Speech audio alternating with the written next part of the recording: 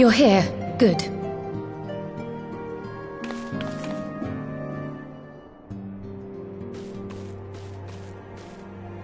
So, how are they?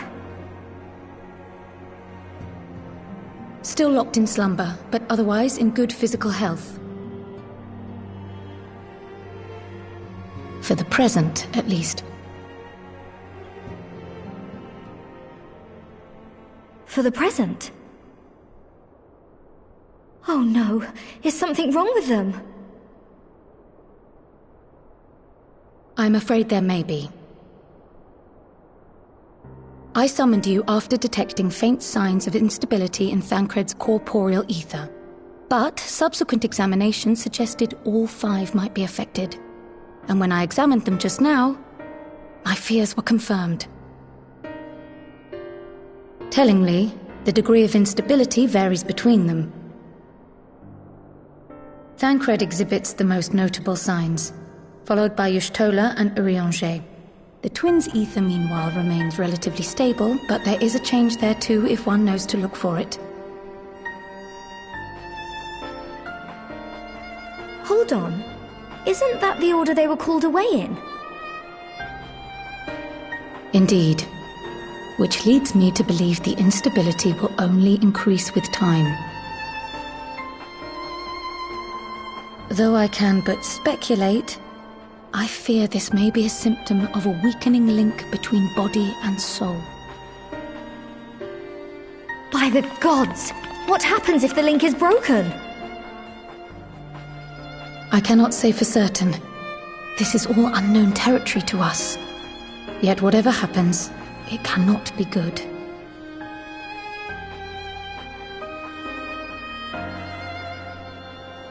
Mercifully, the instability is still only slight. And you may rest assured Master Matoya and I will do everything in our power to keep it from worsening. Be that as it may, it is imperative that you find a way to restore our friends' souls to their bodies.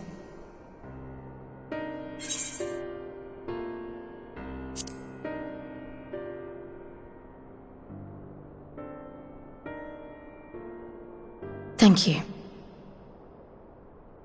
But where's she even supposed to start? We had the greatest minds in the realm hunting high and low for an answer, and they ran out of places to look.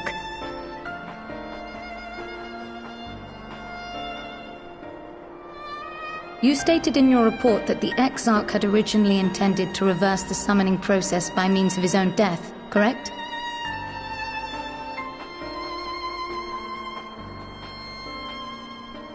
Raha always was a reckless young fool, ready to die for the first righteous cause that came along. His plan might well have worked, but I for one am glad he never had the opportunity to see it through. Even if it does mean our friends must remain stranded a while longer. There is another way, I am sure of it. And the key lies with him, with the Exarch. Pray return to the First and apprise him and the others of the situation. We, meanwhile, will do what we can from here. And, if the fates are kind, we will have good news to share upon your return.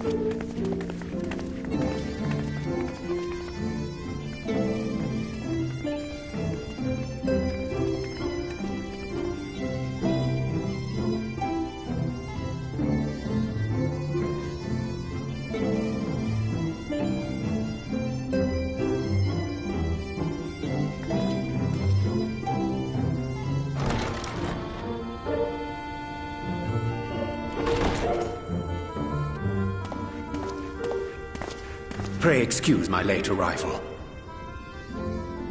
Will Thancred and Reen not be joining us? Nay, milady. With apologies to all, they beg leave to pursue their investigation of the empty to its conclusion. Should matters here demand their presence, however, they did assure me that they would make themselves available. Yes, of course. Then let us proceed.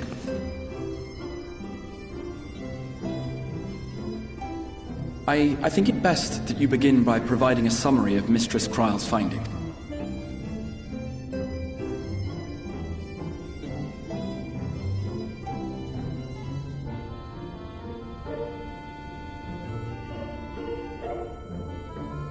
I suppose it was only to be expected that some change would occur. Yet our souls seem unaffected, to my eye at least. How long they will remain so is another question. Kryle is right. It is imperative we find a way to return to the source. Perhaps an explanation of the method by which I brought you here will yield some inspiration. Ere I begin, it must be noted that I am by no means a gifted mage. In order to employ powerful magics, I must rely upon the Crystal Tower and its boundless reservoirs of energy. The magic that summoned you was no exception. 'Tis a singular spell, adapted through painstaking effort from the technique that transported me to the First. To use an analogy, it works by cutting a hole in the fabric of reality. A hole tailored to the object of summoning, through which it and it alone may pass unscathed. Though I succeeded in creating said hole, I failed to latch onto my intended target. Instead of you, the spell found those close to you, and ended up summoning them in their incomplete state.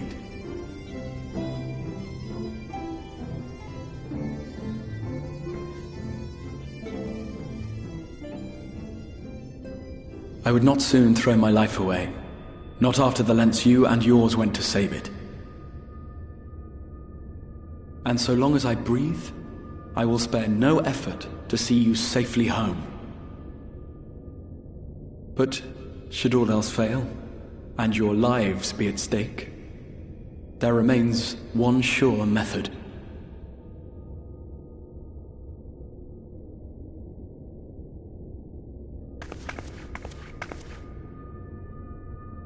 Ow! What was that for? How can you even entertain such thoughts? You owe your life to the Warrior of Light, and you don't get to die unless she says so.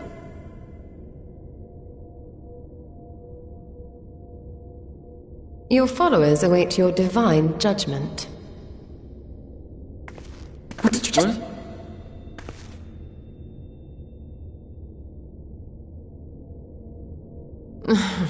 If the two of you have finished, perhaps we could return to our discussion? Rather than dwelling upon the multiple failed attempts at transference, I think it would behoove us to focus on the solitary success.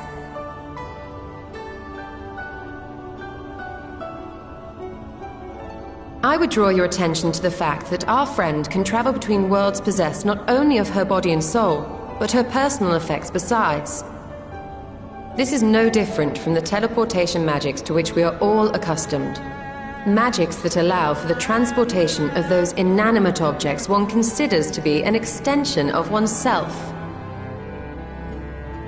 Are you suggesting that simply by considering us her possessions, she could carry our souls back to the source upon her person? Well, it would be nice if things were that simple for a change. But vague notions of ownership seem a rather tenuous thing to stake our lives on. So much as a moment of doubt on her part and we'd be left floating in the rift. Milady hath the right of it. The requisite fixity of belief would be too much to ask even of our friend. Yet were we to immure our souls within an object in her possession, mayhap then our safe passage could be assured. White Auracite would, I believe, serve as a suitable vessel for this purpose. it was conceived to imprison the massy soul of an Ascian, and should house one of ours with relative ease. We would need only to ensure our soul's safe preservation inside the stone, and identify a means by which they might be transferred back unto our vacant bodies. Soul preservation and transference. I believe I know of someone who may be able to assist us. On the far shore of the source, there stands a great palace built by the elves. It was forsaken in the wake of the flood, but a certain Numo chose to make their home there soon after. Though they have long lived as a recluse, they once occupied a place of honor in Verbert's royal court, and it is said that none in all of Norvrant is more knowledgeable than they on matters of the soul. Well, I've no objection to seeking a helping hand, but if they've gone to such lengths to hide themselves away from the world, what makes you think they'd be willing to lend us one? A worthy question. Years ago, I myself tried and failed to solicit their cooperation in the battle against the Sin Eaters. No sooner had I begun to make my plea than they unleashed a swarm of their familiars upon me. Unlike me, however, you have curried favor with the Fae folk. By that merit alone, I am hopeful that they would grant you an audience. They may still be inclined to turn you away, of course, but if their knowledge might feasibly facilitate your return home, we have to try.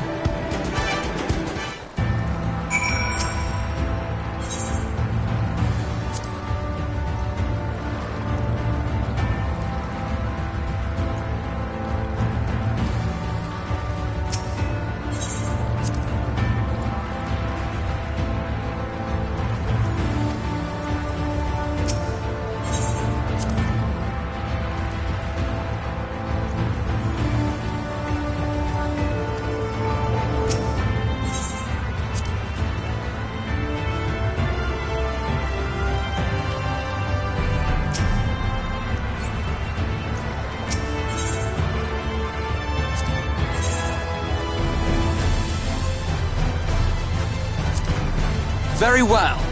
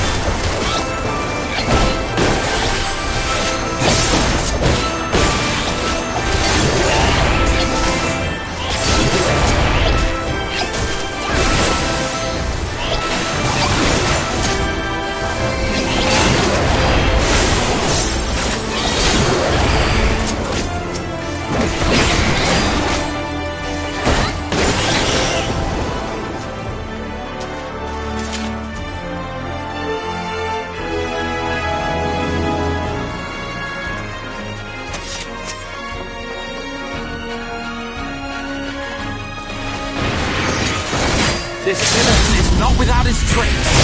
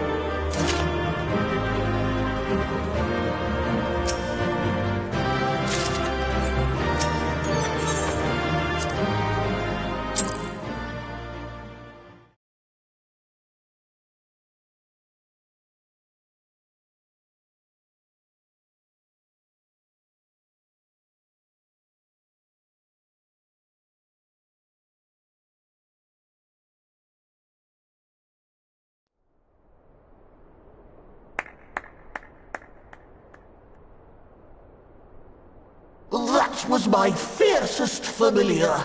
Oh, impressive.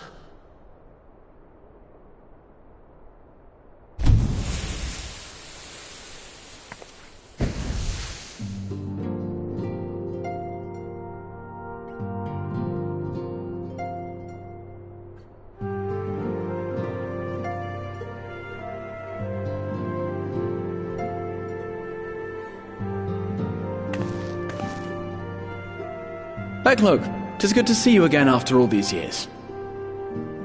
And judging by your vigorous greeting, I dare say the feeling is mutual. To be sure, a simple shake of the hand would have sufficed by way of welcome, but I shan't complain. But you must be wondering as to the purpose of our visit. We come to beg your assistance in a most urgent matter.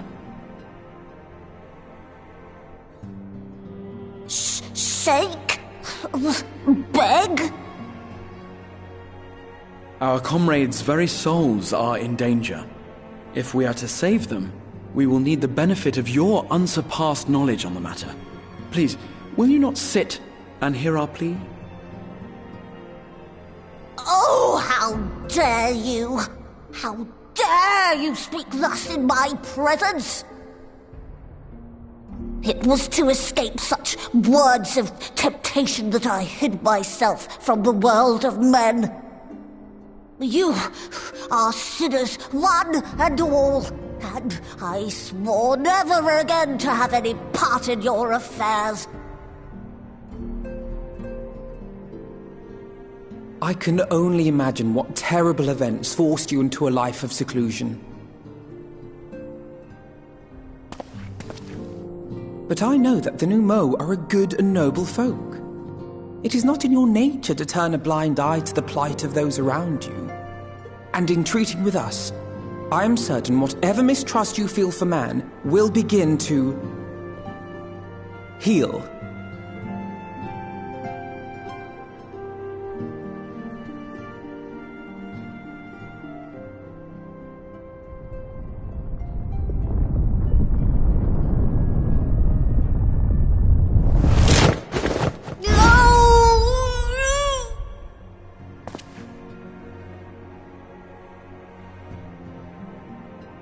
If you will not be satisfied, I suppose I could listen. After all, there's no harm in just... No, I mustn't. Not again. That damned court mage seemed to have the best of intentions too, and countless innocents died for my naivety.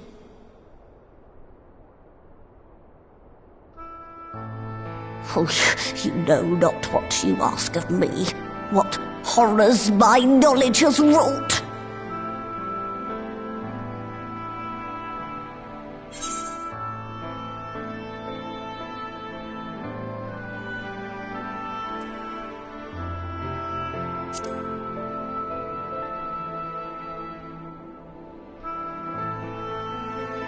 You wish only to save your friends? Nothing more?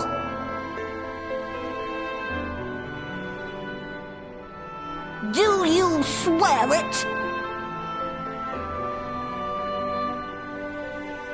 No. No.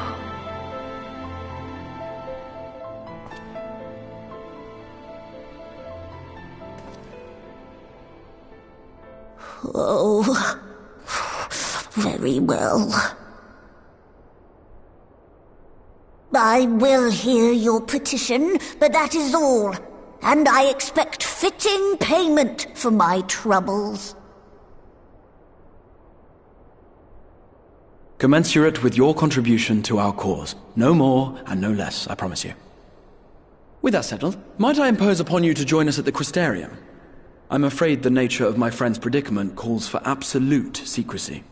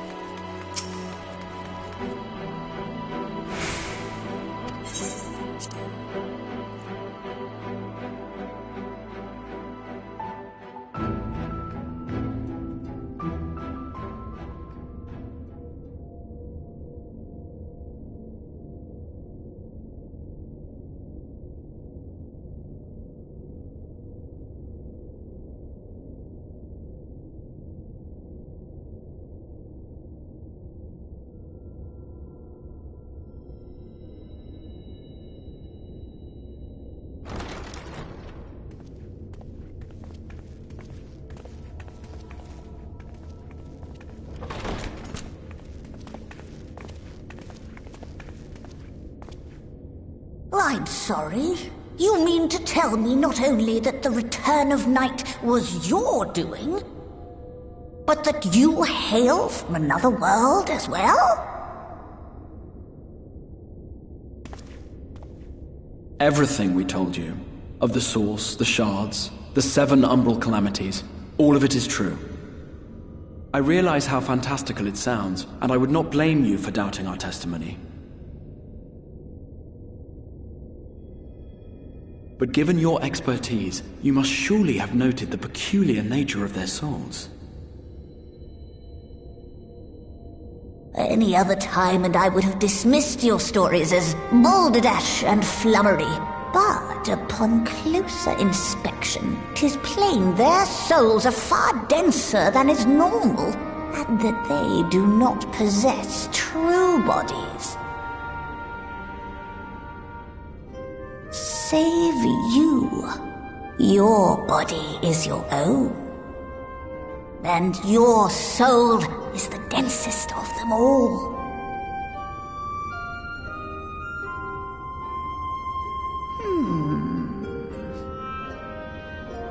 As I said before, were it not for their heroism, the skies over Norvrant would still be awash with light, the realm yet at the mercy of Vorthri and the Sin Eaters.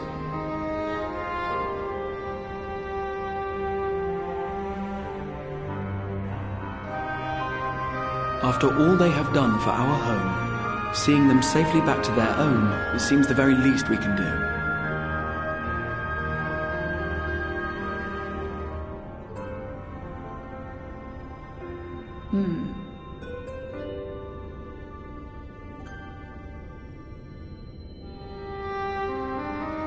Your tale is intriguing.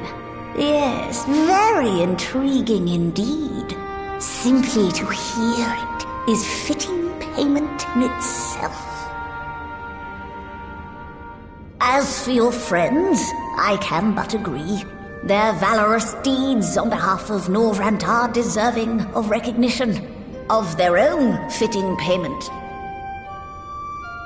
You will help us then? I will. I would see my knowledge put to good use for a change. I do have one condition, however. I am not the spry young Numo I once was. As such, I will require assistance in my fieldwork and testing. It would be our pleasure. We'll be laboring for our own benefit after all.